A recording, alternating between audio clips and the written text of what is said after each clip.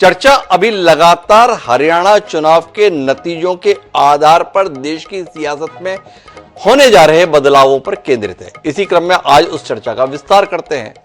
हरियाणा में चुनाव हो गया, जम्मू कश्मीर में भी चुनाव हो गया। जम्मू कश्मीर के चुनावों को लेकर नजरिया अलग है, हरियाणा के चुनाव को लेकर नजरिया अलग है। 2024 के आम चुनाव के बाद भले ही एनडीए की सरकार अस्तित्व में आई, पर उम्मीदों से बेहतर प्रदर्शन करके कांग्रेस ने पिछले 6 महीने से या 4 महीने से देश के राजनीतिक वातावरण में अपनी सशक्त उपस्थिति दर्ज कराई। की गतिविधियां प्रधानमंत्री नरेंद्र मोदी और भारतीय जनता पार्टी के मुकाबले ज्यादा सुर्खियां बटोर रही थी।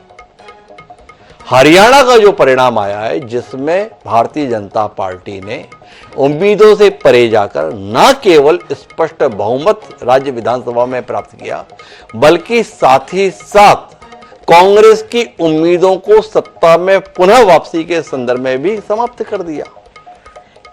अब इसके परिणाम के चलते भारतीय जनता पार्टी अतिरिक्त उत्साह के साथ है।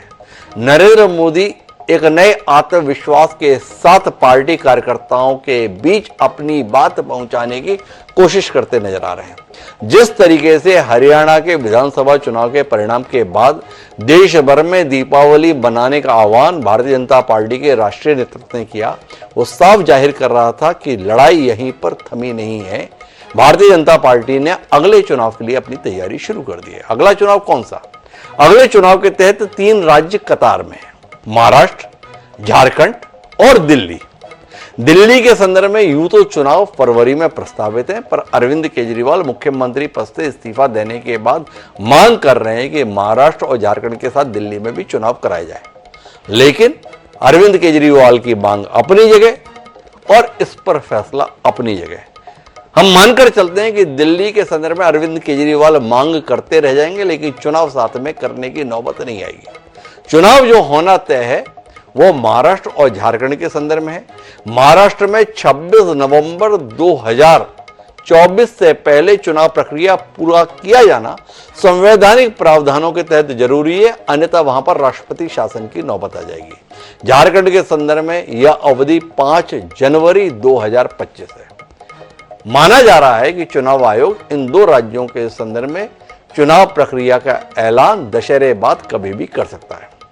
तो आज हम इसी पर बात करेंगे कि हरियाणा से उपजे फैसले के संदेश इन दोनों राज्यों की सियासत पर क्या प्रभाव डालेंगे। हमारा विषय है महाराष्ट्र झारखंड की रेस, हरियाणा से क्या संदेश। हमारे साथ इस रोचक राजनीतिक चर्चा का हिस्सा बनने के लिए 4 खास मेहमान मौजूद हैं। डॉक्टर नीलम मिश्रा हमारे साथ में है, सत्तारूढ़ झारखंड का झारखंड मुक्ति मोर्चा की सदस्य हैं, सेंट्रल कमेटी के, वो हमारे साथ में है। अभिषेक मिश्रा है, प्रवक्ता है भारतीय जनता पार्टी के प्रखर महाराष्ट्र से, वो हमारे साथ जुड़े हैं। मुन्ना खान जी प्रवक्ता हैं कांग्रेस पार्टी के, वह हमारे साथ जुड़े हैं। और साथ ही राजपुंज शिवसेना शिंदे, वह भी हमारे साथ है। आप चारों मेहमानों का बहुत बहुत स्वागत है। चर्चा की शुरुआत डॉक्टर नीलम मिश्रा जी से करते हैं। नीलम जी, भारतीय जनता पार्टी ने हरियाणा में उम्मीदों के विपरीत न केवल बेहतर प्रदर्शन किया, बल्कि एक बार फिर स्पष्ट बहुमत के साथ सरकार बनाने में सफलता हासिल कर ली। हरियाणा के साथ नए आत्मविश्वास से लौटी भारतीय जनता पार्टी की ये उपलब्धि आपको चंपई सोरेन के एक बार फिर मुख्यमंत्री पद की शपथ लेने की कितनी संभावना के साथ डराने लगी, ये जानने में हमारी दिलचस्पी है। कभी आपके बेहद आदरणीय रहे चंपई सोरेन भाजपा की नई उम्मीदों का केंद्र हैं झारखंड की सियासत में। आप और आपके कितने साथी चंपई सोरेन के साथ में नई उम्मीद देख रहे हैं झारखंड के संदर्भ में हरियाणा के फैसले के बाद? सबसे पहले तो मैं आप सभी को, अभी नवरात्रा का समय चल रहा है, नवरात्रा की बहुत बहुत हार्दिक शुभकामना और बधाई।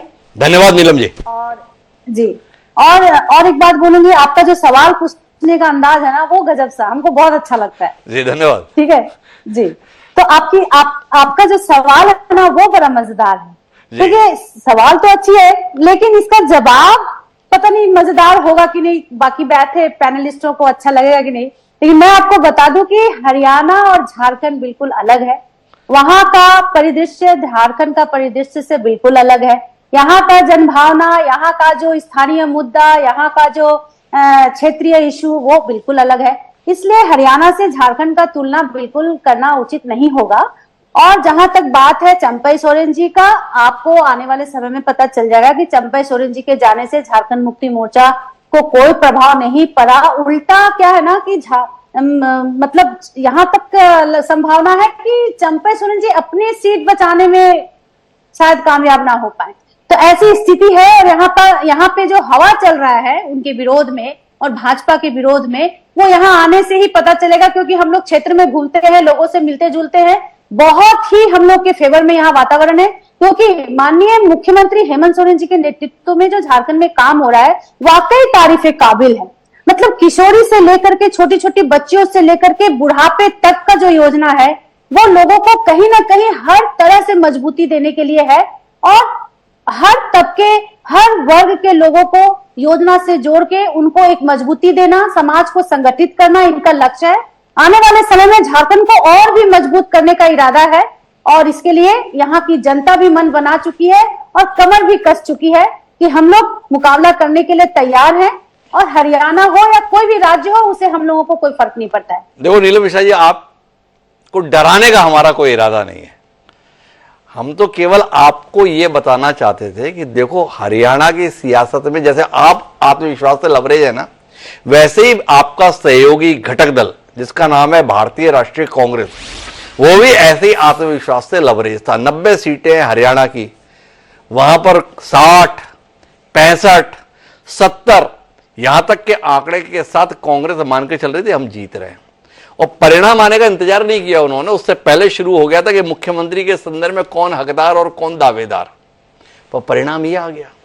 अब आपसे मेरा सवाल यह है कि हरियाणा में भाजपा की जीत आपकी मुश्किलें बढ़ा रही है या आपकी मुश्किलों को आसान कर रही है? मुश्किल बढ़ाने के संदर्भ में तो मैंने चंपई सोरेन के संदर्भ में पूछ लिया, पर आपको नहीं लगता है कि हरियाणा में कांग्रेस की हार ने झारखंड में सीटों की सौदेबाजी के संदर्भ में आपके हाथ बड़े मजबूत कर दिए? कांग्रेस बड़ी लाचार सी रहेगी।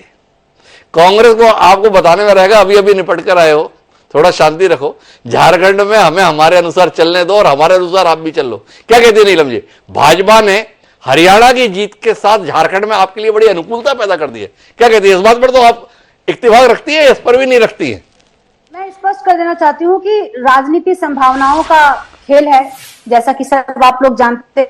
और एक परिणाम से आप हर परिणाम का आकलन या तुलना नहीं कर सकते हैं। आपको याद होगा अभी लोकसभा चुनाव में यही भारतीय जनता पार्टी 400 सीट की दावा कर रही थी और कहां पर आकर के 240 में आकर के सिमट गई।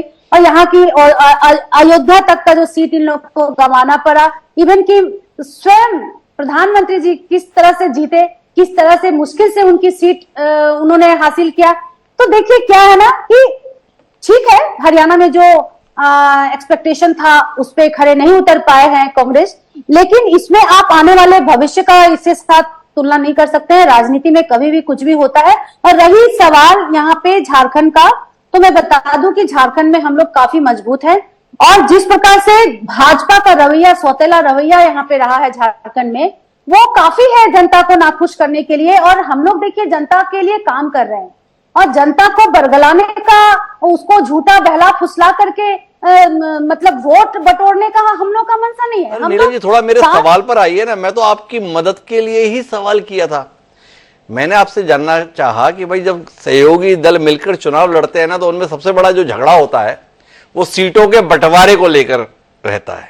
कौन कितनी सीटों पर लड़े, इसके लिए हर दल अपनी अपनी दावेदारी और अपने अपने कारण गिनाता है। क्या आपको नहीं लगता है कि हरियाणा के चुनाव ने कांग्रेस की मांग करने की ताकत को कम किया है और आपकी ताकत को बढ़ा दिया है? क्या आप इस बात के लिए भारतीय जनता पार्टी के आभारी नहीं होना चाहिए कि आपने बड़ी मदद कर दी हमें झारखंड चुनाव से ठीक पहले? इसके संदर्भ में नीलम जी का क्या कहना है? ऐसा है ना, देखिए क्या है ना कि अगर हमारी पार्टी गठबंधन के साथ आगे बढ़ती है तो हाँ, पार्टी के जो आला कमान होते हैं वो तय करते हैं किसको कितनी सीट मिलेगी, कहां पर कितना सीट शेयरिंग वाला जो मामला आएगा, अभी उस पर हम लोग चर्चा नहीं करेंगे। लेकिन हरियाणा से तुलना करके हम लोग बहुत मजबूत हो गए या कमजोर हो गए, देखिए जेएमएम झारखंड मुक्ति मोर्चा हमेशा से ही मजबूत रही है। यहाँ पे हरियाणा में कांग्रेस हारे जीते उससे भी कोई फर्क यहाँ नहीं पड़ने वाला है। हम लोग का निर्णय यहाँ पे पार्टी लेगी, जो तय होगा उस पे हम लोग काम करेंगे। बहुत मजबूत है आप नलिनी मिश्रा जी, क्या बता रही है कांग्रेस को कि आप अकेले लड़ने की तैयारी में? बहुत मजबूत लोग कोई बैसाखी थोड़ी लेते हैं, कोई सहारा वहारा लेके तो कमजोर लोग ही चलते हैं। हम देखते हैं जिनका शरीर ठीक से काम नहीं करते हैं, वो कोई छड़ी पकड़ लेता है, कोई और ज्यादा काम नहीं करता है तो बैसाखी पकड़ लेता है, और बिल्कुल ही काम नहीं करता है तो व्हील चेयर पे आ जाता है। तो आप तो बहुत मजबूत हैं, तो आपको ना छड़ी की जरूरत है, ना बैसाखी की, ना व्हील चेयर की, तो अकेले लड़ने जा रही है ना आप। हेमंत सोरेन जी के मजबूत नेतृत्व में जन हितैषी योजनाओं के सफलतापूर्वक क्रियान्वयन के बाद मान लें आपसे, तब तो सबसे पहले आपको कहना होगा कि यहाँ पे भारतीय जनता पार्टी काफी कमजोर है, क्योंकि एक तो वो आसू के साथ गठबंधन कर रही है, दूसरा वो नीतीश जी के पार्टी के साथ गठबंधन इस बार कर रही है। तो इतनी सारी पार्टियों की, जो विश्व गुरु खुद को बोलते हैं, विश्व की सबसे बड़ी पार्टी बोलते हैं, वो जब इतने सारे पार्टियों के साथ यहाँ गठबंधन कर रहे हैं, तो पहला सवाल तो भाजपा से होना चाहिए कि उनको यहाँ बैसाखी का जरूरत क्यों पड़ रहा है। क्योंकि अगर वो कुछ काम किए होते, क्योंकि झारखंड अलग राज्य होने के बाद करीबन 17-18 साल तक भाजपा यहाँ पर शासन किया, सत्ता में काबिज रहा, बावजूद उसको बैसाखियों की जरूरत पड़ रही है। तो ये सवाल भाजपा से होना चाहिए कि आखिर अभी तक उसको अपने दम पे झारखंड में चुनाव लड़ने का हिम्मत क्यों नहीं हो पा रहा है। नहीं तो भारतीय जनता पार्टी तो सहयोगी की जरूरत महसूस करती है। हमने तो आपसे पूछा क्योंकि आपने कहा हम बहुत मजबूत हैं, हम बहुत दमदार है। भाजपा ने थोड़ी कहा हम बहुत मजबूत है, बहुत दमदार है। भाई जो जना कहेगा हम बहुत मजबूत है, उससे सवाल किया जाएगा। नीलम जी ने हमें बताया हम बहुत मजबूत है, हमने पूछ लिया। अब आप अगर कहना चाहे नहीं इतने भी मजबूत नहीं है कि अकेले लड़ ले, तो वो आप कह सकती है। जी बिल्कुल नहीं, ये तो पार्टी ने तय करती है ना। जैसे कि पिछले बार भी हम लोग चुनाव लड़े थे, गठबंधन के साथ लड़े थे। आगे चुनाव कैसे लड़ेंगे, किस तरह का सीट शेयरिंग होगा, अकेले देखिए ऐसा है ना कि नौबत आई तो अकेले भी लड़ सकते हैं। ऐसा थोड़ी है कि हम लोग 81 विधानसभा सीट पे भी फाइट कर सकते हैं। तो नीलम जी ने कह दिया नौबत आए अकेले भी लड़ लेंगे, तो मैं आऊंगा मुन्ना खान जी के पास, लेकिन अभी मेरा मन अभिषेक मिश्रा जी के पास जाने का है। हरियाणा की जीत ने भाजपा के लिए समीकरण यकायक बदल दिए। लोकसभा चुनाव में सरकार बनाने के बावजूद भी भारतीय जनता पार्टी को दीनहीन निगाहों से देखा जा रहा था, और बड़ा मुश्किल हो गया इन लोगों के लिए। वो महाराष्ट्र में सहयोगी दल सीटों के संबंध में बड़ा परेशान कर रहे थे। क्या कहते हैं अभिषेक मिश्रा जी, हरियाणा की जीत के बाद सब अपनी अपनी हैसियत में रहेंगे भाजपा के संदर्भ में? भाजपा तय करेगी कौन कितने पे लड़ेगा, ना कि सहयोगी तय करेंगे कि कौन कहां लड़ेगा। क्या कहते हैं अभिषेक जी, आ गया समय? देखिए आपकी आवाज बहुत कट के आ रही है, आपका प्रश्न मुझे ठीक से सुनाई नहीं दिया। परंतु अगर ये प्रश्न है कि महाराष्ट्र में भाजपा और सहयोगी दलों के बीच में कैसा समीकरण होगा, तो उसमें मैं स्पष्ट उत्तर दे दूं कि तीनों पार्टियां जो हमारे गठबंधन में है, वहां पे महायुति में, उनका एक ही ध्येय है कि हम महाराष्ट्र को प्रगतिशील बनाने के लिए हम जनता का आशीर्वाद प्राप्त करें, दोबारा हमारे तीनों पार्टियों की सरकार बने महाराष्ट्र में, और उसके बाद महाराष्ट्र की जनता के हित के लिए हम काम करें। तो हमारा लक्ष्य स्पष्ट है। हमारे सारे तीनों नेता महाराष्ट्र में, एकनाथ शिंदे जी, देवेंद्र फडणवीस जी, अजित पवार जी, तीनों मिलके अच्छे से काम कर रहे हैं। हर कार्यक्रम में तीनों मिलके जाते हैं, सरकारी हो या तीनों पार्टियों की संयुक्त बैठक हो, तीनों में पूरी एकता है। केंद्र जो नेतृत्व है भाजपा का, वो भी बड़ा स्पष्ट है कि तीनों पार्टियों को मिलके जो है जनता की सेवा करनी है। तो हमारा समीकरण, हमारा नियत, हमारा उद्देश्य, हमारी कार्य पद्धति, सब में एकता है। देखो अभिषेक जी, ये आपकी एकता अपनी जगह, वो चुनाव के समय पे सीटों पे सौदेबाजी एक तरफ, ये जो शिवसेना थी ना, उसके साथ आपने कई सालों का गठबंधन, सीट कितनी कौन लड़ेगा इसी पे तोड़ा था, हमें अभी भी याद है। तो आपसे जानने में दिलचस्पी इस बात को लेकर है कि हरियाणा की जीत के बाद भले ही मुख्यमंत्री सम्माननीय एकनाथ शिंदे हों, तय देवेंद्र फडणवीस करेंगे कि आपको सीटें कितनी मिलेंगी लड़ने के लिए। अजित पवार भले ही मुख्यमंत्री के तौर पर देवेंद्र फडणवीस के साथ बैठते हो, अब आप बता दो कि बस इतने पे ही लड़ना है आपको। क्या कहते हो? अब हरियाणा ने आपको वापस उस हैसियत में ला दिया है जिस हैसियत की आपको जरूरत थी। नहीं, मैं दोबारा बता दूं, आपका आवाज क्लियर नहीं है, नहीं समझ में आ रहा है प्रश्न। ये जो टूट टूट के कुछ शब्द समझ में आए उसके आधार पे उत्तर दे रहा हूं। आप बात समझिए, हरियाणा के विजय ने देश को ये संदेश दिया कि भारत की जनता नरेंद्र मोदी जी में पूरी आस्था और विश्वास रखती ना। दूसरा जो सवाल महाराष्ट्र का है, हम हरियाणा जीत गए, इसका मतलब ये नहीं कि हम एकनाथ शिंदे जी, अजित पवार जी पे किसी प्रकार का दबाव बनाएंगे। हमारा एक सहज और स्वाभाविक गठबंधन है, बड़ी सरलता से और बहुत निपुणता से काम कर रहा है महाराष्ट्र की सेवा के लिए। यस, बीजेपी ज्यादा सीट लड़ेगी क्योंकि डेफिनेटली हमारा जनाधार महाराष्ट्र में बड़ा है। हम पिछली बार 105 विधायक हमारे थे, अभी की विधानसभा में है, तो 105 विधायक वाली पार्टी पिछली बार में 164 सीटों पे लड़े थे। तो डेफिनेटली हम दोबारा कम से कम 150-160 सीट लड़ेंगे क्योंकि हमारे इतने विधायक सिटिंग है। तो इसमें कोई दबाव की राजनीति नहीं है। तीनों पार्टियों का जितना स्ट्रेंथ है अभी हाउस में, उस आधार से उनको सीटें मिलेगी और वो चुनाव लड़ेंगे। आप इसमें आश्वस्त रहिए, भाजपा कोई दबाव नहीं बनाएगी। जिस पार्टी का जितना जनाधार है वो उतना लड़ेगी। भाजपा का बड़ा जनाधार है तो भाजपा ज्यादा सीटों पर लड़ेगी। नरेंद्र मोदी जैसा चमत्कारिक व्यक्तित्व और देश का विश्वास भाजपा के प्रति, दोनों बातें आप बता रहे हैं, तो कहां शिंदे जी और पवार साहब के फेर में पड़े हुए हो? एक बार फिर अकेले मैदान में उतरने का हौसला नहीं हो रहा क्या? हरियाणा की जीत के बाद अभिषेक जी नहीं लग रहा अकेले ही उतर लेते हैं? पिछली बार उद्धव ठाकरे वाली शिवसेना के पर कतरे थे, अब शिंदे जी का भी खत्म किया जाए। नहीं तो हम गठबंधन धर्म निभाते हैं ना जी। हमें अटल बिहारी वाजपेयी जी ने क्या सिखाया भाजपा के सभी कार्यकर्ताओं को जी, गठबंधन धर्म निभाओ। सत्ता जो है वो ध्येय है सेवा का। हमें इकलौता सत्ता पाके हमें कोई राज नहीं करना है जी। हमें तो सबको एक गठबंधन में साथ लेके सेवा करना है ना। अरे वो देखा ना हमने अभिषेक मिश्रा जी, उद्धव ठाकरे को आप सीएम बनाने को तैयार नहीं हुए, पर उनके कुछ विधायकों को साथ में लेकर आए, एकनाथ शिंदे को सीएम बनाने को आप तैयार हो गए। ये जो गठबंधन धर्म निभाने की शैली आपकी है वो तो अपने आप में ही शोध का विषय है। इस बार फिर विस्तार से बात करेंगे, लेकिन मेरे साथ में मुन्ना खान जी हैं। खान साहब क्या कहते हैं? हरियाणा में कांग्रेस का बड़ा नुकसान तो हो गया, ये महाराष्ट्र और झारखंड में भी बड़ा नुकसान कर दिया। क्या कहते हैं आप? जीते हारे बात की बात है, कितने पे लड़े इस सौदेबाजी में बड़ा नुकसान हो जाएगा। सहमत हैं या असहमत हैं? देखिए हिमांशु जी, जिस तरीके से सभी जानते हैं, आप भी वरिष्ठ एंकर हैं, आपको भी पता है कि कांग्रेस पार्टी सिर्फ भारतीय जनता पार्टी से नहीं लड़ी। कांग्रेस पार्टी भारतीय जनता पार्टी के 5 सिस्टम से लड़ी। भारतीय जनता पार्टी के मसल से, पावर से, पैसे से, मीडिया से, मशीन से। तो हमारी लड़ाई 6 से हुई और यही एक वजह है कि हरियाणा में अब आकलन की जरूरत है कि हम किस वजह से हार गए। क्या यंत्र से हार गए, तंत्र से हार गए या मंत्र से हार गए? कहीं ना कहीं वहां यंत्र की जीत हुई है, लोकतंत्र की हार। ये एक मंथन का विषय। दोबारा से हम चुनाव हारे हैं, हिम्मत नहीं हारे। अगला जो राज्य हमारे नजर पे तो महाराष्ट्र है और झारखंड है, हम उसमें दोबारा से मजबूती के साथ चुनाव लड़ेंगे।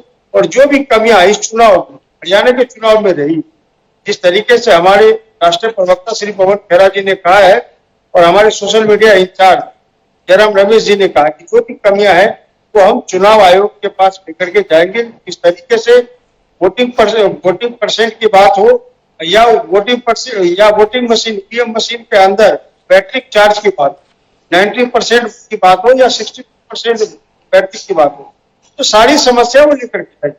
सवाल ये है कि जनता के हित में अगर कार्य हुए हो तो अगर जीत जाए कोई दल तो बहुत अच्छा लगता। आप जैसे वरिष्ठ मीडिया कर्मी, वरिष्ठ बंधुओं सभी ने कहा कि कांग्रेस की लहर हरियाणा में है और 100 पे 100%।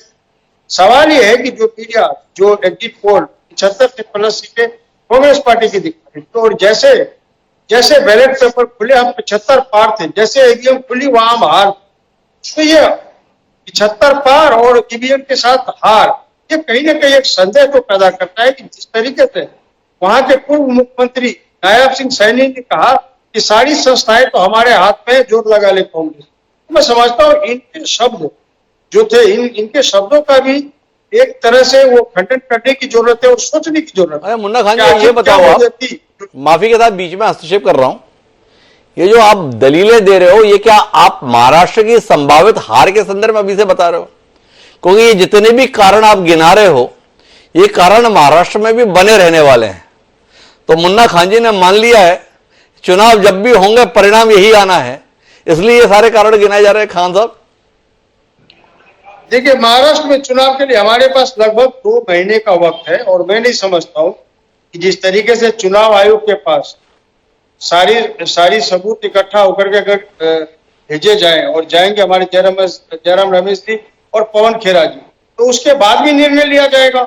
माना कि शाह और शहनशाह बहुत ताकतवर है, लेकिन कानून भी कोई चीज है। हम प्रेशर बनाएंगे, दबाव बनाएंगे कि जो गलतियां भारतीय जनता पार्टी के द्वारा हरियाणा में हुई वो महाराष्ट्र और झारखंड में ना हो, ये पूरी कोशिश रहेगी। और अरे खान साहब, पहले एक मुद्दे पे बताओ, आपने तमाम कारण बताए, देखो हम इसलिए हारे, तंत्र था, मंत्र था, यंत्र था, पर आप इस बात से इत्तेफाक रखते हो कि नहीं रखते हो? बाकी जितने थे वो तो ठीक थे, पर हमारे पास अपने भस्मासुर भी पर्याप्त रहते हैं। कांग्रेस को सामने वाले बाद में निपटाते हैं, पहले हम ही आपस में एक दूसरे को ठीक से निपटा लेते हैं। हरियाणा के भी हम बड़े इसके साक्षी रहे। क्या कहते हैं मुन्ना खान साहब? आपके अपने नेताओं ने अपनी कब्र खोदने में कोई कमी नहीं रखी। एक नेताजी बोल रहे थे सरकार बनेगी, पहले अपना घर भरेंगे, फिर अपने रिश्तेदारन का भरेंगे, फिर आप सबका भी एडजस्ट करेंगे। आपको लगता है कि इसके साथ में जनता वोट देने के लिए टूट पड़ेगी कांग्रेस को? वो एक नेताजी बोले 2 लाख नौकरियां आनी है, 2000 हर हल्के में आनी है, हर विधानसभा में 50 वोट पर एक नौकरी मिलेगी, अपने अपने वोट गिन के रखना, मैं उस अनुसार नौकरी ला कर दूंगा।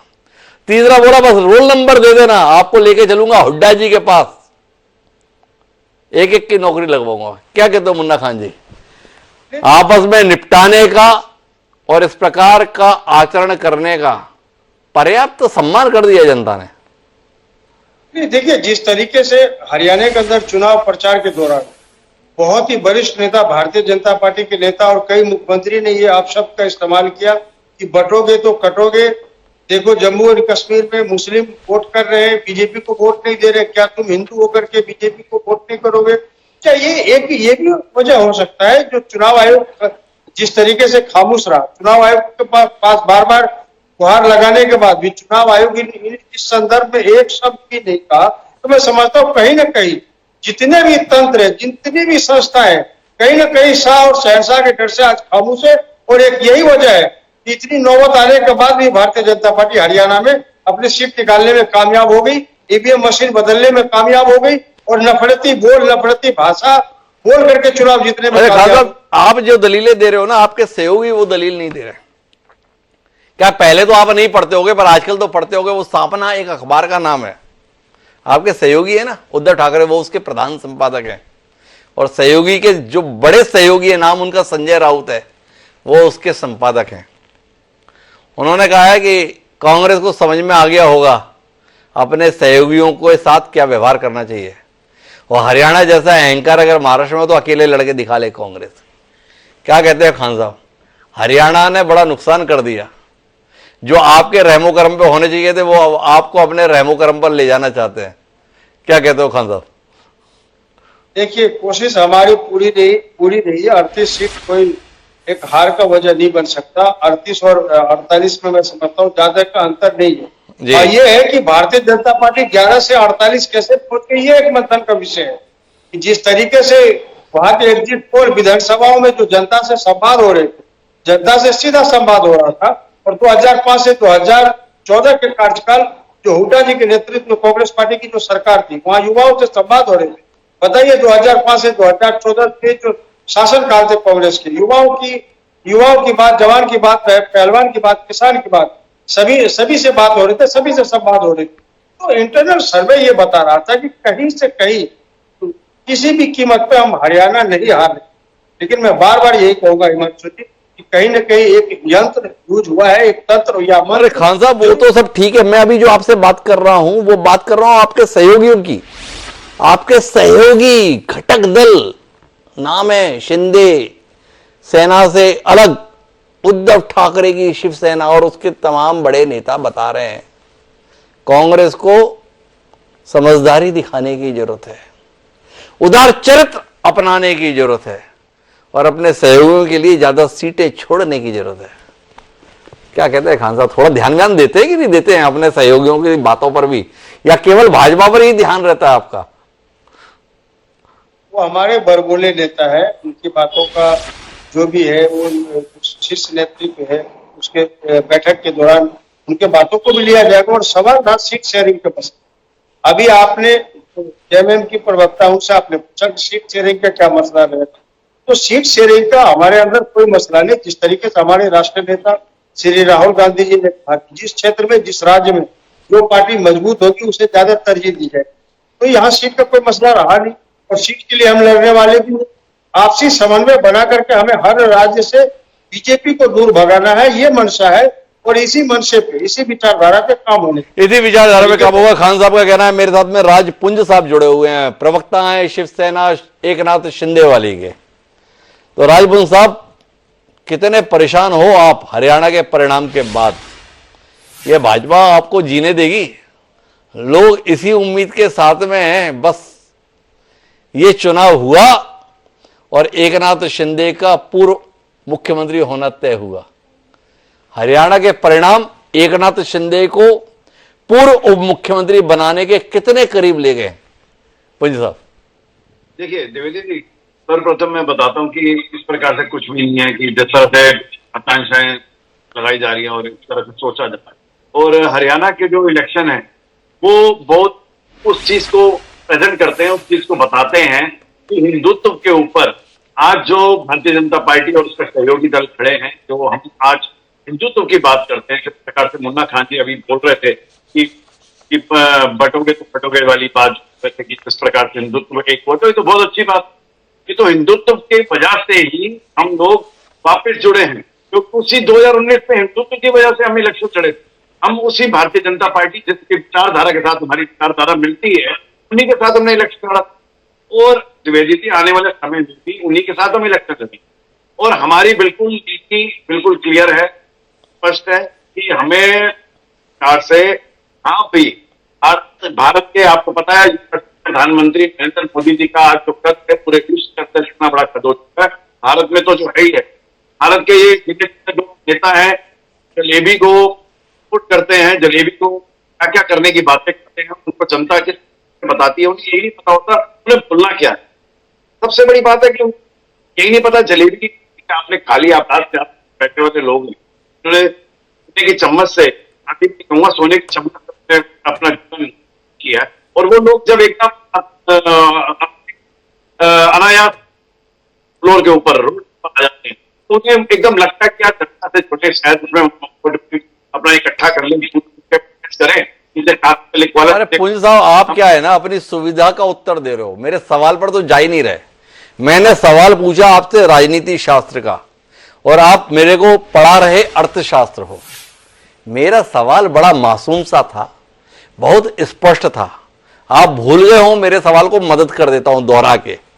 मेरा सवाल आपसे यह था कि हरियाणा में भारतीय जनता पार्टी की जीत ने महाराष्ट्र के तत्कालीन मुख्यमंत्री और आपकी पार्टी के सर्वोच्च नेता एकनाथ शिंदे का मुख्यमंत्री पद कितना खतरे में ला दिया है, इसके संदर्भ में कोई चिंता, कोई परेशानी, कोई आशंका राजपुंज साहब आपके और आपकी पार्टी के मन में है?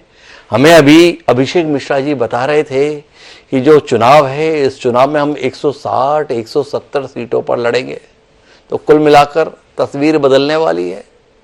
मौका मिला तो देवेंद्र फडणवीस मुख्यमंत्री और उनके अधीन वर्तमान मुख्यमंत्री एकनाथ शिंदे तैयार हैं आप इसके लिए, इस बदलाव के लिए? आपके प्रश्न पे ही आ रहा था, मैं सिर्फ थोड़ी सी पृष्ठभूमि बनाता हुआ चला जा रहा था। तो मैं आपको ये बताता हूं कि हमें इस प्रकार की कोई चिंता नहीं है। और देखिए, हमें पहले भी चिंता नहीं करी, हमें कोई ये नहीं, हमने मांगा था कि हमें मुख्यमंत्री पद दिया जाए। जो हमें मिला है हम उसमें भी गुजारा कर रहे हैं, जब हमें नहीं भी मिलेगा तो भी उसमें भी गुजारा करेंगे। हमारा सिर्फ एक ही जो हमारा जो अपना निर्णय है, जो हमारा इस प्रकार की विचारधारा से जो है, तो विचारधारा के साथ जो हमें कोई चिंता नहीं है कि इस प्रकार भारतीय जनता पार्टी का कद बढ़ रहा है, तो अच्छी बात हमारी। तो हमारे लिए महाराष्ट्र के अंदर 56,100 करोड़ की अभी परियोजनाएं देके आए हैं प्रधानमंत्री, और प्रधानमंत्री को दे के आए हैं, उससे महाराष्ट्र के लोगों को कितना भला होगा। तो जब आपको इतना ही भारी है भाजपा, इतना ही भा रहे हैं नरेंद्र मोदी, तो एकनाथ शिंदे वाली शिवसेना का भारतीय जनता पार्टी में विलय कब होने जा रहा है पूजी जी? जब इतना ही सब कुछ विचारधारा के तहत चल रहा है, इतना ही आप भाव विभोर हो रहे हैं देश निर्माण, राष्ट्र निर्माण, दुनिया में ताकत के संदर्भ में, तो क्यों अलग दल चला रहे हो? क्यों भाजपा को परेशान किए रहते हो? वो आपको खत्म करे उससे पहले खुद को खत्म क्यों नहीं कर लेते? इसमें देखिए, खत्म करने की तो कोई बात ही नहीं है। इतने सारे लोगों को लेके एक परिवार के साथ चला जाता है, एक जैसी विचारधारा के साथ जो लोग जुड़ते हैं, ठीक है, जो नहीं भी जुड़ते वो भी कहीं ना कहीं जुड़े ही होते हैं। अब ये मत कहिए, थोड़ी देर बाद आप ये भी प्रश्न उठा सकते हैं कि शायद कुछ लोग ऐसे भी हैं हमारे साथ एनडीए में जिनकी विचारधारा थोड़ी सी इधर उधर है, लेकिन सारे हिंदुत्व तो नहीं मानने वाले, लेकिन जो हमारी विचारधारा को मानते हैं, जो विचारधारा के साथ चलना चाहते हैं, तो वही लोग हमारे साथ। और आने वाले समय में आप ये देखें, महाराष्ट्र की जनता को तो इस समय तमाम बहनों को 1500 रुपए के साथ साफ कहा है कि उसको बढ़ा के 2000 कर दिया जाएगा, और बहुत ही अच्छे रिजल्ट अगर आते हैं तो उसको और बढ़ा दिया जाएगा, 2000 रुपए कर दिया जाएगा, तो 3000 रुपए। तो मतलब आपका आशय ये कि जितने वोट मिलेंगे उस अनुसार नोट मिलेंगे। जो बात हरियाणा में कांग्रेस के नेता बोल रहे थे कि जितने वोट आएंगे उसके अनुसार नौकरी आएंगी, तो माननीय पुंज साहब हमें बता रहे हैं कि देखो 1500 हम दे रहे हैं, 2000 हम देंगे, और जैसी हमारी सीटें आएंगी उसके आगे से हम और नोट बढ़ा देंगे। तो वोट के बदले नोट, स्पष्ट है? ऐसा नहीं, कोई स्पष्ट नहीं है। नोट के ऐसा नहीं है, हम झूठे वादे नहीं करते। अरे अभी तो आपने बोला अगर जैसी सीटें आएंगी वैसे हम और बढ़ा देंगे। मतलब ये है कि अगर हम सरकार में अच्छी तरह से आते हैं, हम ये कह रहे हैं, अगर हम सरकार में नहीं आएंगे, जिस प्रकार से बातें कर रहे हैं कांग्रेस वाले, जिस प्रकार से हमारे ऊपर उंगलियां उठा रहे हैं, अब मैं आपको फिर भी ये आज बताता हूं, हम 200 सीटों के आसपास आएंगे, 288 में एनडीए।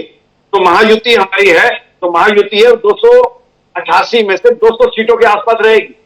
मैं इनको बताना चाहता हूं। और ये किस प्रकार से कयास लगा रहे हैं, जो भी अब ये अपने मन के अंदर शांतियां बना रहे हैं, जो भी बना रहे हैं, उसका कोई समझ नहीं आता। अरे अभी आप ही तो खुद संदेह जता रहे थे, अगर हमारी सीटें अच्छी आई तो हम पैसे और बढ़ा देंगे।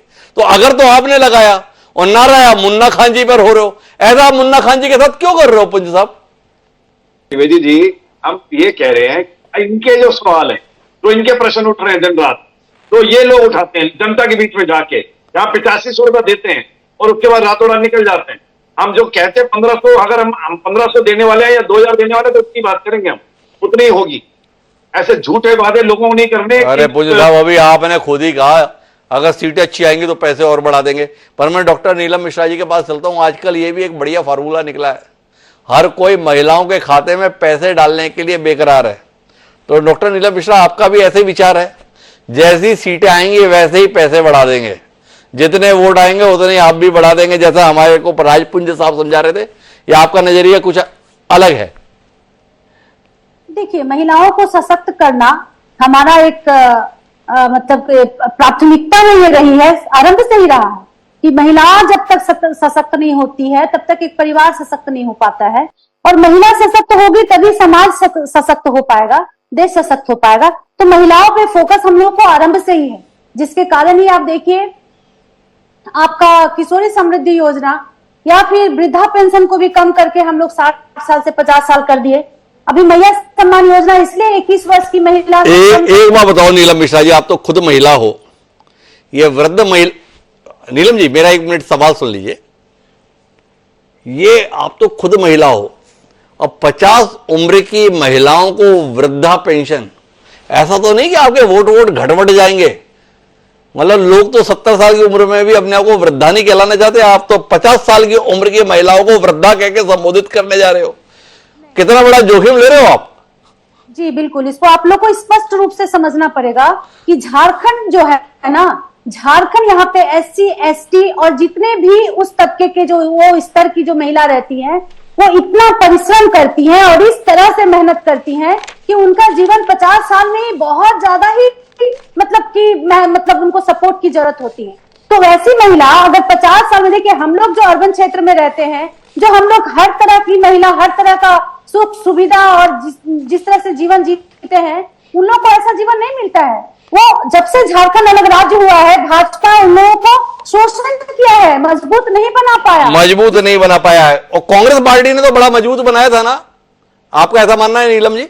महिलाओं को सशक्त करने का प्रयास कर रहे हैं।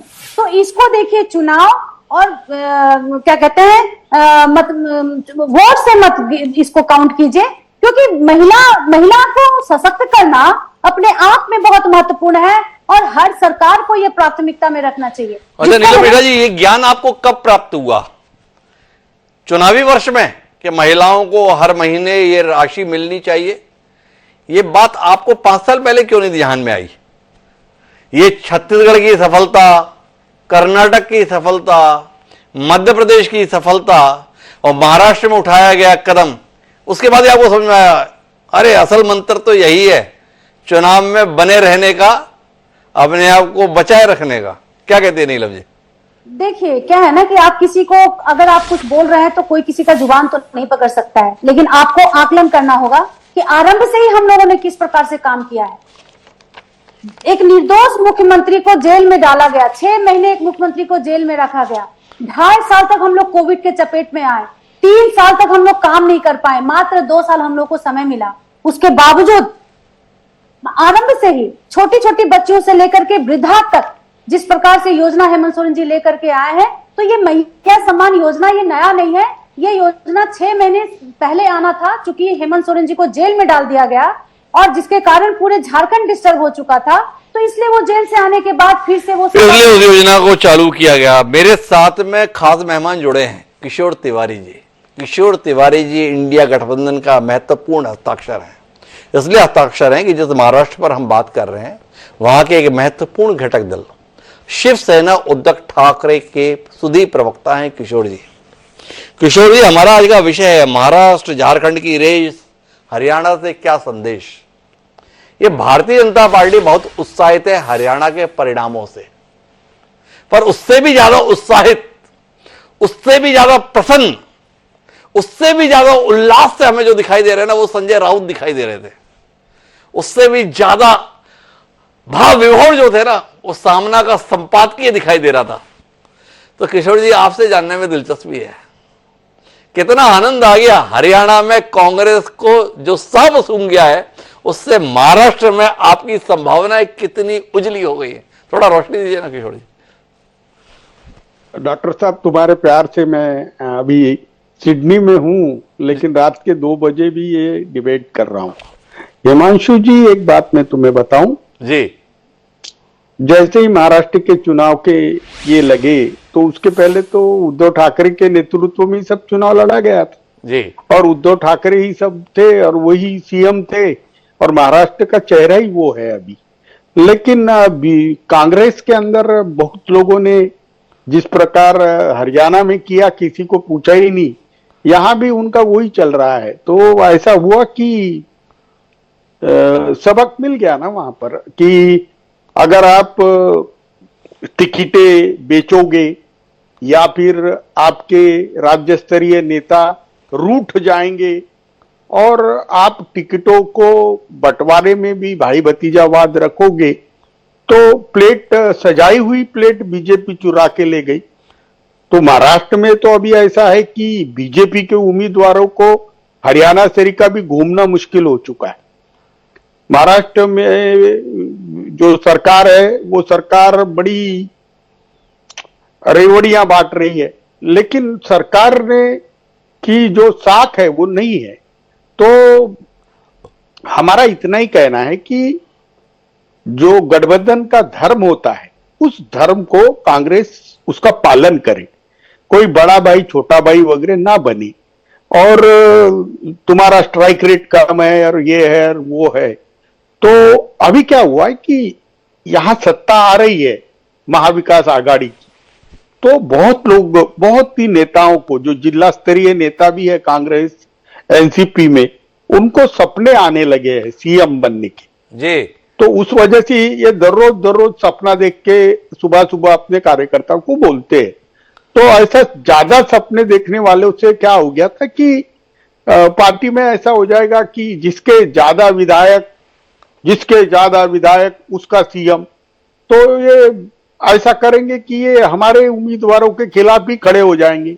ऐसा होता है। हम बीजेपी में थे तो हमारे 20-25 सीटें बीजेपी ने गिरा दी थी। तो हमने कहा है कि उद्धव ठाकरे के नेतृत्व में चुनाव लड़ा जाए और गठबंधन का धर्म का पालन किया जाए। लेकिन मैं यहां क्लियर कर देता हूं, महाविकास आघाड़ी के घटक पक्षों में कोई भी दरार वगैरह नहीं है जी। जो कुछ हो रहा है खुल के हो रही है बैठक, और कोई दरार नहीं है। यहां पर लोगों ने चुनाव अपने हाथ में लेके रखा है और लोग भी बता देंगे। अच्छा किशोर जी, एक मुद्दे की बात बताओ आप।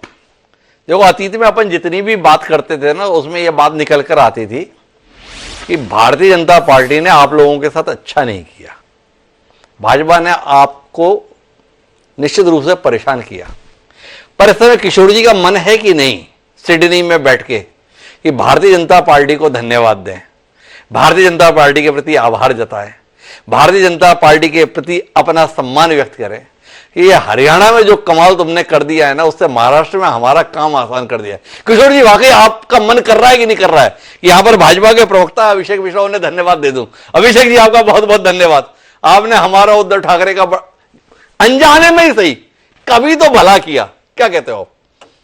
नहीं, देखो हिमांशु जी, हमारे संजय राउत हो या प्रियंका चतुर्वेदी हो, इन्होंने खुल के कहा है कि बीजेपी का माइक्रो मैनेजमेंट बहुत अच्छा था, इलेक्शन के रात को बराबर पैसा पहुंचा और आज शाम 6 बजे तक वोट डाले गए और उन्होंने हारी हुई बाजी अपने तरफ पलट दी।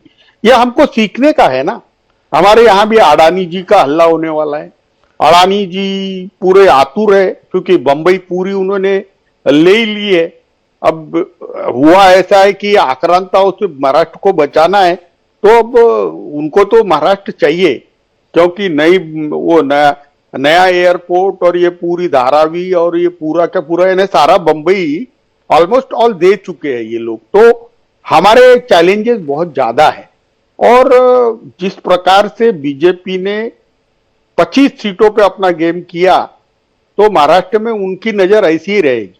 एक तो दुनिया भर के इंडिपेंडेंट खड़े कर दो, फिर SC ST के उम्मीदवार खड़े कर दो, हर पार्टी के थर्ड फंड फोर्थ फंड भी बना दो, तो ऐसे स्लीपर सेल्स बहुत खोल लेंगे वो।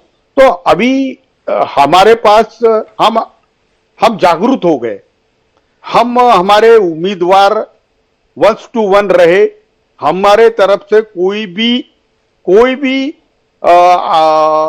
बगावत न हो, क्योंकि बगावत का फटका 15 सीटों पे पड़ा है। आपके उम्मीदवारों से भी 5 सीटें कांग्रेस की आ रही है। कांग्रेस में व्यक्ति की आत्ममुग्धता उनको लेके डूबी है, तो एक विनय, आत्ममुग्धता से दूर रहना और एक अच्छा आर्थिक कार्यक्रम जिसमें ये रेवड़ियां बांटने वाला न रहे, एक अच्छा कार्यक्रम देना और किसानों की समस्या। ये बताओ किशोर जी, अब मुद्दे की बात, कितने सीटों पर लड़ने का मौका आपको मिल जाएगा? वो हमारे साथ में अभिषेक मिश्रा है भाजपा को, उन्होंने बताया 160-170 सीटों पर अभी लड़ेंगे। तो भाजपा गठबंधन में तो एकनाथ शिंदे और अजीत पवार का भविष्य हमें दिख गया। ये महायुति जो गठबंधन है आपका, महाविकास आघाड़ी, इसमें उद्धव ठाकरे की शिवसेना कितनी सीटों पर लड़ने की हसरत पाले हुए है? हमारा ऑलमोस्ट फाइनल हो गया है और नवरात्रि के दिन अंतिम दिन ये घोषणा भी हो जाएगी। अभी हमारा 100 और 88 ऐसा रखा है, लेकिन अब लेफ्ट के कुछ लोग पार्टियां हैं, जैसे PWP है, CPI CPM है और छोटी पार्टियों की भी हम कदर करेंगे। तो 100 सीटों पे सहमति हमारी हो चुकी है, लेकिन हमने एक बहुत बड़ा फार्मूला बनाया है जी। पार्टी कोई भी रहे, जो जिसके मेरिट जीतने के है उसको ही देंगे। हाँ, बीजेपी क्या है थी, बीजेपी कैसी करती कि ऑफिशियली कमल लेके खड़ा करती और 8-10 लोग उनके कमल के अलावा भी रहते। और बीजेपी का क्या है, बजट ही बहुत बड़ा होता है चुनाव। अभी जैसे उनका वहां पर 40,000 करोड़ का हरियाणा का बजट था, तो यहां पर करीबन मुझे लगता है कि 1.5 से 2 लाख करोड़ का बजट रहेगा। तो बीजेपी को आप अभी ये एक आक्रांता पार्टी है, तो इससे कैसा लड़ा जाए और सारे फ्रंट पर विनय और एक ये अपना यूनिटी का इंडेक्स 100% रखते हुए कैसा लड़ा जाए, यह हमारे सामने चैलेंज है। ये हमारे पास चैलेंज है। किशोर तिवारी जी जो बातें बता रहे हैं उससे अभिषेक मिश्रा आप कितने डर गए हैं? हरियाणा में जीत गए इसकी खुशी मनाएं या आपके विरोधी सचेत हो गए हैं इस बात से आप डर जाएं? क्या कहते हैं अभिषेक जी? देखिए, मैंने आपको पहले भी कहा था इस डिबेट में कि देश की जनता भारतीय जनता पार्टी के साथ है, ये मूल विषय है। किशोर तिवारी जी 40,000 करोड़, 1,00,000 करोड़, पता नहीं क्या क्या बोल रहे हैं। आज अगर चुनाव आयोग इन पे नोटिस दे और कहे कि 1,000 करोड़ का भी प्रूफ दो, तो किशोर तिवारी जी सिडनी में अपना छुप जाएंगे। तो इस प्रकार का बेबुनियाद आरोप कि भाजपा ने 1,00,000 करोड़ खर्च करेगी महाराष्ट्र में, 40,000 करोड़ खर्च किया हरियाणा में, ठीक है। किशोर तिवारी जी 200 करोड़ का सबूत दे दीजिए, नहीं तो अभी आप माफी मांगे चलिए, या तो सबूत दीजिए या माफी मांगिए। अरे माफी मंगवानी है तो उनके खिलाफ कंटेम्प्ट का केस कीजिएगा। हाल फिलहाल तो आप ये बताओ कि वो ये बता रहे हैं कि अब हम जरा संभल कर चुनाव लड़ेंगे, मिलजुल कर चुनाव लड़ेंगे। वो अपनी सीटों का विभाजन भी बता रहे हैं। वो आपकी तरीके से 160, 170 का हक नहीं जता रहे हैं। उन्होंने कहा हम तो 100-188 में ही संतोष कर लेंगे। इसके विषय में कुछ रोशनी दीजिए ना। देखिए वो गठबंधन में अपने सहयोगियों को कितने सम्मान के साथ रख रहे हैं। और आप देखो मुख्यमंत्री एकनाथ शिंदे हैं और 160 सीटों पर कौन लड़ेगा? भारतीय जनता पार्टी लड़ेगी। ये क्या बात हुई अभिषेक जी? पहले उन्होंने जो भाजपा पे एक संगीन झूठा आरोप लगाया है, या तो वो उस पे कायम है तो फिर आगे कार्रवाई हो, या तो उसको वापस ले वो बयान को। अरे भाई मैंने कहा ना, आप उन्हें कोर्ट का नोटिस दीजिएगा। स्क्रीन पे बोला है तो आप कंटेम्प्ट की कार्रवाई कीजिएगा। आपके पास तर्क नहीं है क्या जो आप यहां पर माफी मंगवा रहे हैं? मैं कोर्ट थोड़ी चला रहा हूं भाई, हम तो एक विषय पर चर्चा कर रहे हैं। अभिषेक मिश्रा जी के पास अख्तियार है उनके द्वारा लगाए गए आक्षेपों को खारिज करने का, और साथ साथ ये जानना है कि भाई आप अपनी भावी रणनीति में किशोर तिवारी जी जो बता रहे हैं उसके हिसाब से क्या करने जा रहे हैं। इसमें कोई रोशनी देंगे कि अभिषेक जी? बट मैं किशोर तिवारी जी का जवाब चाहता हूं, वो बयान वापस ले रहे हैं या अपने झूठे बयान पे कायम है? किशोर तिवारी जी, अभिषेक जी बार बार परेशान है। आप अपनी बात पर कायम है या अपनी बात को वापस लेना चाहते हैं? कुछ कहना चाहेंगे किशोर जी? देखो डॉक्टर साहब, जैसे आप एक उच्च विद्या विभूषित है, वैसे मैंने भी LLM किया हुआ है, और मैं अभिषेक मिश्रा को नहीं मोदी शाह को कहता हूं कि राजीव कुमार जो है ECI का, वो उनका चपरासी है, वो बीजेपी का कार्यकर्ता है, और खुले महाराष्ट्र में हमारी सरकार गिराई गई और जिन्होंने पैसा लिया वो 100 करोड़ लिया ऐसा बोल रहे थे। और मैं तो चुस्त दुरुस्त तरीके से अभिषेक मिश्रा जी को आमंत्रित करता हूं कि वो मुझे अप्रोप्रिएट फोरम में कोर्ट में ले जाए, चंद्रचूड़ जी के पास ले जाए। वो धनंजय चंद्रचूड़, जिनके घर जबरदस्ती टोपी पहन के चले गए थे, और मराठी में गणेश की आरती करे थे, उस चंद्रचूड़ के पास आप जाइए और कहिए कि तिवारी जी ने ये बोला है। तो कुल मिलाकर किशोर तिवारी जी अपनी बात पर कायम है, हालांकि उनके अपने विचार हैं। मैं निजी तौर पर इससे इत्तेफाक नहीं रखता। जो संस्थाएं हैं उन संस्थाओं के प्रति हमें एक सम्मानजनक भाव रखना चाहिए। व्यक्ति आया जाया रहता है, लेकिन इन पदों के संदर्भ में निजी राय है मेरी कि एक सम्मान का भाव देश में बने रहना चाहिए। पर अभिषेक जी, किशोर जी ने आपको खुलकर मौका दिया है कि आप कंटेम्प्ट की कार्रवाई कर लीजिएगा अगर आपका मन हो। अब जो मेरा सवाल है उस पर उत्तर देने का आपका मन है? लगाया 40 करोड़ का भी सबूत है क्या? पूछिए जरा। अरे अभिषेक जी के पास में जो सवाल है उनके उत्तर नहीं है। भाई किशोर जी ने कह दिया आप करो मेरे खिलाफ कोर्ट की कार्रवाई, तो अभिषेक जी आप वो कर लेना। आपके पास में अभी सीटों के बंटवारे के संदर्भ में कोई दबाव महसूस करते हैं या आपको लगता है हमें तो 160, 170 लड़नी है, भले एकनाथ शिंदे मुख्यमंत्री हों? क्या कहना है? 160, 170 नहीं कहा हमने, कहा भाजपा ज्यादा लड़ेगी क्योंकि हमारे जनाधार बड़ा है। हम 105 विधायक हमारे हैं इस वक्त। पिछली बार हम 164 सीटों पे लड़े थे जी। एग्जैक्टली कितना होगा वो तो देवेंद्र जी, एकनाथ जी, अजित पवार जी तय करेंगे, केंद्र नेतृत्व तय करेगा भाजपा का। मैं ये कह रहा था भाजपा का जनाधार बड़ा है, हमारे विधायक ज्यादा है, हमारा संगठन बल ज्यादा है, हमारी पार्टी बड़ी है, राष्ट्रीय पार्टी है, इसके लिए हम ज्यादा लड़ेंगे। 160 170 ये मैं तय नहीं करूंगा, ये अमित शाह जी, एकनाथ जी, तो देवेंद्र अभिषेक जी। मिश्रा जी ने अपनी बात में करेक्शन किया, 160 170 मेरा फिगर नहीं है, ये फिगर बड़े नेता बैठकर तय करेंगे। लेकिन मैं आखिरी दौर की बातचीत के लिए मुन्ना खान जी आपके पास आना चाहता हूं। किशोर तिवारी जी कह रहे हैं बहुत संभल कर चुनाव लड़ना पड़ेगा, बड़ा कठिन मुकाबला है और कांग्रेस को भी थोड़ा समझकर काम करना पड़ेगा। आप समझने के लिए तैयार हैं या किशोर जी को कुछ समझाना चाहेंगे? मुन्ना जी। नहीं, बिल्कुल किशोर जी ने बहुत अच्छा कहा, मैं सम्मान करता हूं उनका। किशोर जी ने यह कहा हमें संभल कर चुनाव लड़ना है और करे की टक्कर उन्होंने नहीं की, क्योंकि टक्कर भारतीय जनता पार्टी की कहीं नहीं। हाँ जरूर उनकी टक्कर यंत्र मंत्र तंत्र से हो और उसके द्वारा वो चुनाव निकाल ले, वो अलग बात है। बाकी जो राज्य की जनता कर ऐसी बात है, जिस तरीके से केंद्र के चुनाव, अभी लोकसभा के चुनाव में भारतीय जनता पार्टी को महाराष्ट्र से मुंह की खानी पड़ी। जिस तरीके से वहां की जनता नाराज है, युवा नाराज है, किसान नाराज है, वहां पे व्यापारी नाराज है, जिस तरीके से बदहाल भारतीय जनता पार्टी महाराष्ट्र में दिख रही है, तो मैं ये नहीं समझता कि महाराष्ट्र में भारतीय जनता पार्टी जीती। दूसरा सवाल आपका कि महाविकास आघाड़ी की जो गठबंधन, चाहे उद्धव ठाकरे जी हो, चाहे शरद पवार जी हो या कांग्रेस पार्टी के शीर्ष नेतृत्व हो, ये सभी के समन्वय आपस में बने हुए। मैं फिर भी कहूंगा कि बहुत ही मजबूती के साथ चुनाव लड़ा जाएगा और जिस तरीके से हमारे राष्ट्रीय नेता श्री राहुल गांधी जी ने कहा कि जिस क्षेत्र में जो नेता जो दल मजबूत होगा उसे ज्यादा तरजीह दी जाएगी। इससे ये साफ हो जाता है कि सीटों के बंटवारे को लेकर के हमारे आपस में कहीं भी कोई किंतु परंतु नहीं है। सवाल यह है कि किस तरीके से भारतीय जनता पार्टी। अरे खान साहब सीधा सवाल है, चेहरा कौन? उद्धव ठाकरे स्वीकार है आपको या आप चाहते हैं जब जनादेश आ जाएगा तब फैसला हो जाएगा?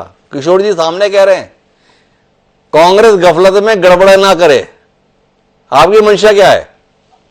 इससे पहले भी महाविकास आघाड़ी के मुख्यमंत्री उद्धव ठाकरे जी ही थे। दूसरी बात ये मैं कह रहा हूं, चुनाव के बाद निर्णय लिया जाएगा, कोई विधायक दल की बैठक होगी, आपसी संबंध में बैठक होगा, उसके बाद निर्णय लिया जाएगा। जो मुख्यमंत्री बनेंगे महाराष्ट्र में, आपको यकीन दिलाता हूं वो तोड़ जोड़ की सरकार नहीं होगी, बहुत मजबूत सरकार होगी। जो एक विरोधाभास है, देखो हरियाणा के संदर्भ में भाजपा ने स्पष्ट कर दिया था कि अगर जीते तो नायब सैनी मुख्यमंत्री रहेंगे। कांग्रेस साइलेंट रही, हुड्डा जी जताते रहे कि मैं सीएम बन रहा हूं और उनके समर्थक भी बताते रहे, गड़बड़ हो गई। यहां किशोर तिवारी जी पूरी ताकत से अड़े हैं, स्पष्ट है उद्धव ठाकरे ही सीएम होंगे। मुन्ना खान जी इसकी तस्दीक करते हैं या मुन्ना खान जी को लगता है राष्ट्रीय नेतृत्व से बात करनी पड़ेगी तभी बताएंगे?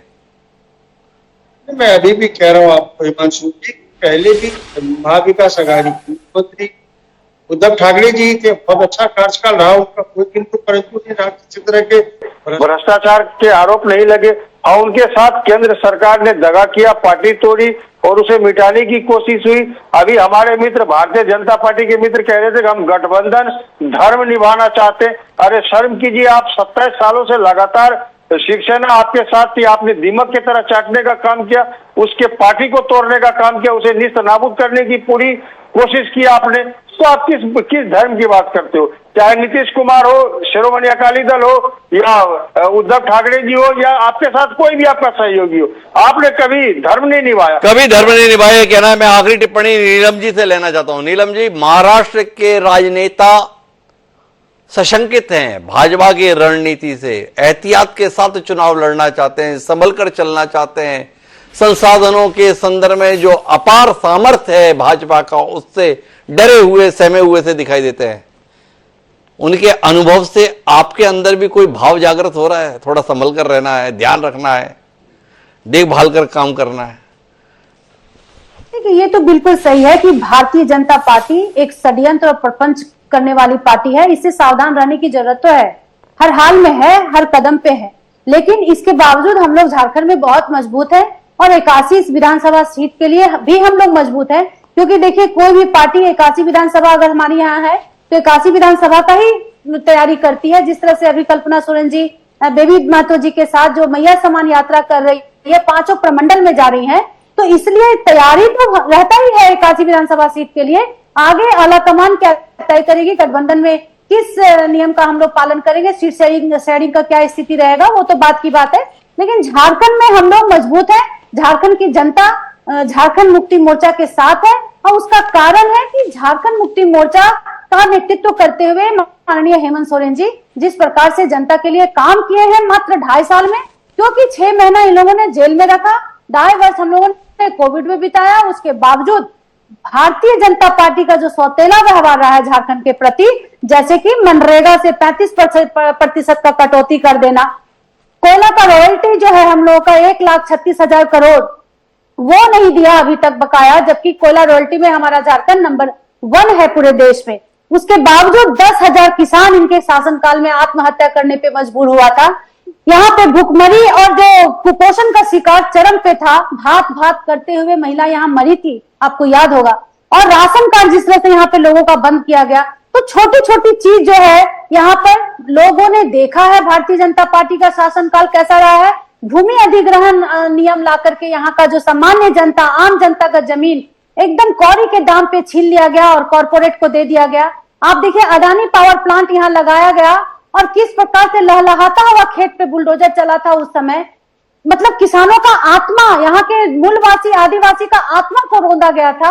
और आज जो अडानी पावर प्लांट यहाँ पर है, बिजली सप्लाई बांग्लादेश को किया जाता है और उसी बांग्लादेश की घुसपैठी की बात ये लोग यहाँ करते हैं। तो ये जो दोहरा चरित्र है भाजपा का, यहाँ पे यहाँ की जनता जान चुकी है भाजपा का चाल चरित्र क्या है, और उनका षड्यंत्र और प्रपंच जो है वो यहाँ नहीं चलेगा। ये नीलम जी का कहना। आखिरी टिप्पणी किशोर जी को हस्तक्षेप करने जा रहे हैं, उनकी टिप्पणी लेते हैं कार्यक्रम के अंतिम बिंदु पर हमें। जी किशोर जी। नहीं, कल्पना जी ने बहुत मुद्दे की बात कही, लेकिन मैं आपके माध्यम से ये बात क्लियर कराना चाहता हूं। 2 लोग बहुत परेशान हुए बीजेपी के काल में, एक तो उद्धव ठाकरे थे, दूसरे थे हेमंत सोरेन। हेमंत सोरेन जी को तो एक ऐसे मामले में जेल में रखा गया, और इतनी वो लीज लैंड भी इतनी कम थी, और मुझे लगता है कि वहां पर भी कांग्रेस ने आग्रह नहीं रखना चाहिए। हेमंत सोरेन के चेहरा सामने रखकर और महाराष्ट्र में उद्धव ठाकरे का चेहरा सामने रखकर चुनाव लड़ने चाहिए। मैं एक बताता हूं जी, आज मोदी, शाह और अडानी, इनको हेड ऑन लेने वाले नेताओं में एक तो राहुल गांधी नंबर 1 पर है, दूसरे डायरेक्ट हेड ऑन लेने के वाले और टक्कर देने में अभी उद्धव ठाकरे और हेमंत सोरेन है। और लोग है ना, ये साम्राज्यवादी ताकतों से तंग आ चुके हैं। तो समय आ चुका है कि लोग अपना निर्णय लेंगे, तो लोग अपना निर्णय लेंगे और समय आ चुका है कार्यक्रम को समाप्त करने का। हरियाणा का क्या संदेश झारखंड और महाराष्ट्र के संदर्भ में, उस संदेश के संदर्भ में किशोर तिवारी जी बता रहे हैं। ये संदेश ये है कि कांग्रेस थोड़ा उदार चरित्र अपनाए और अपने सहयोगियों के संदर्भ में स्थान खाली करे। सहयोगी दल कांग्रेस के जो भाव प्रकट कर रहे हैं, क्या कांग्रेस का शीर्ष नेतृत्व उस भाव को समझ पाएगा? और हरियाणा में आम आदमी पार्टी के साथ गठबंधन करने को टाल देने वाला नेतृत्व झारखंड और महाराष्ट्र के संदर्भ में उन अपेक्षाओं को पूरा करेगा जिसके तहत उद्धव ठाकरे चेहरा हो, हेमंत सोरेन चेहरा हो? सवाल दिलचस्प है, आने वाला समय इसका उत्तर देगा। लेकिन आप सभी मेहमानों का बहुत बहुत धन्यवाद हमारे साथ इस चर्चा का हिस्सा बनने के लिए। आज के इस कार्यक्रम में इतना ही, कल फिर मिलेंगे नए विषय के बाद। मुझे सादा पड़ा।